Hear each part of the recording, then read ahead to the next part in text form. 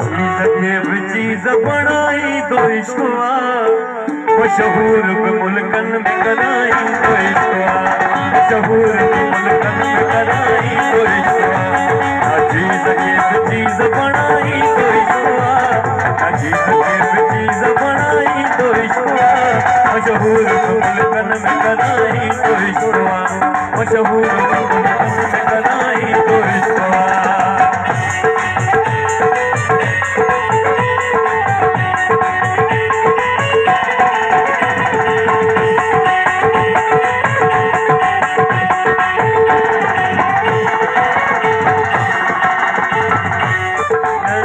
नहीं ना पूछे तो